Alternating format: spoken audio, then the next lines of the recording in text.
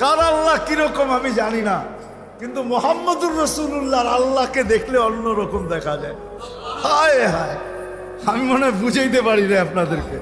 আপনি বলবেন পৃথক করলেন কেন? না, এটা পৃথক না, এটা অন্য জিনিস বুঝাইতে চাইতেছি।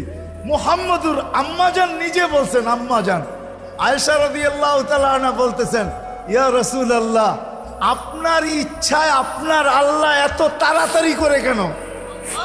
বুখারীতে আছে, বুখারীতে। যারা বুখারী পড়ায় ওদেরকে জিজ্ঞেস করেন, আপনার আল্লাহ আপনার ইচ্ছায় এত তাড়াতাড়ি করে কেন? আপনার আল্লাহ আপনার ইচ্ছায় যদি আম্মাজান বলতে পারে তাহলে আমিও বলতে পারি।